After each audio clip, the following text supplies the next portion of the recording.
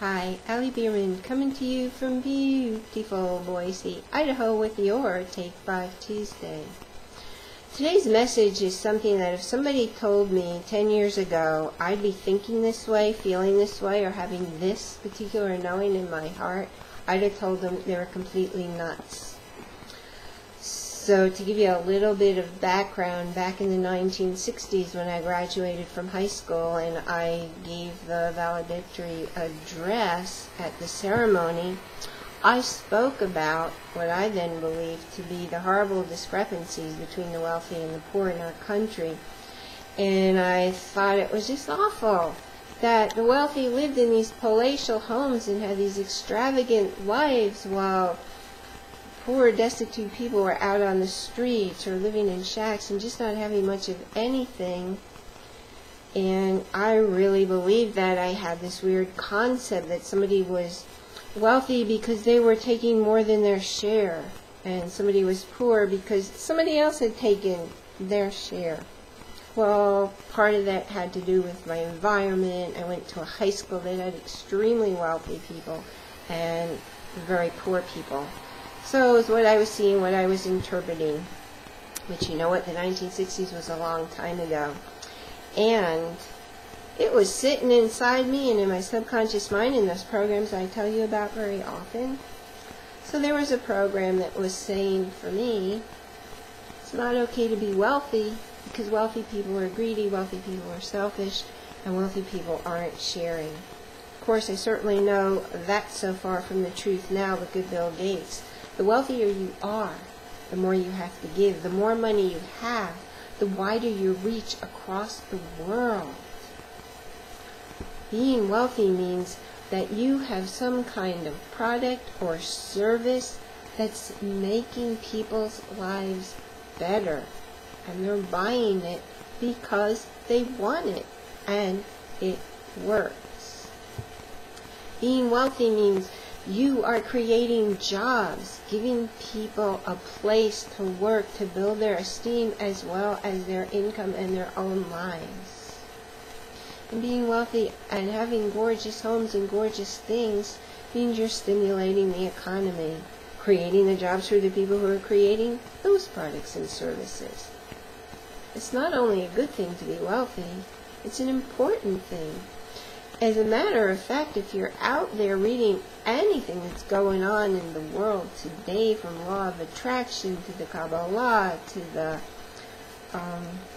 science of getting rich, all of those books, including the spiritual books, it's all about your birthright is to live in abundance, and that the only reality that exists is one of abundance, and anything else is an illusion. So here's a song that 10 years ago I didn't think I'd ever write. And by the way, I'm in a contest that Russell Brunson has put out. I'm going to be sending you an email about that for your Wednesday tip. I don't care what kind of business you're in, online, offline, if you're a hairstylist, if you mow lawns, if you have an online business with information products, if you sell products online, whatever it is, Russell's teaching you his formula for a successful business. And if you're offline, you need an online presence, even if you own a local restaurant. Okay? Just take a look at it. So, this song is about being in a contest. I'm in this contest intending to win. Making lots of money isn't a sin. I'm out to change your worldview.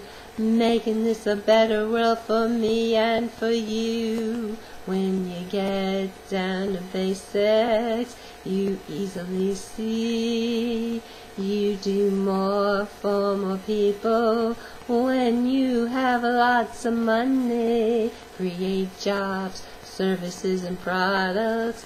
Buy all you want.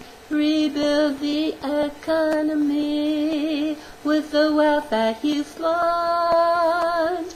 Yes, it's my moral obligation to succeed. Having the best of everything is a birthright. It's not greed. For I only get what I want when I help you get what you want to. We create win-win in every situation, big or small, it's all in relation to how you view the value I create for you. Getting better and better in every way, getting better and better with each new day. My time has finally come. It's time for me to get some of the wow right now. If you're someone who spent your whole life taking care of everybody else and everybody else's needs and thinking, I'll get to that later after I take care of them first, and then you're too tired, or somebody else comes up with a need, whatever it is, and you never get around to taking care of yourself first, please listen. Please pay attention to those words in my song. By the way, if you ever want to have a copy of the lyrics for any of my Take 5 Tuesday songs, just shoot me an email. I'll be glad to share it with you. But here I am again, letting you know that you have to love yourself first, because you can't give what you don't have, and the world's going to be an even better place when you're loving yourself first, because what you're giving, you'll be knocking it a whole notch higher. Love yourself first. Take care of yourself first.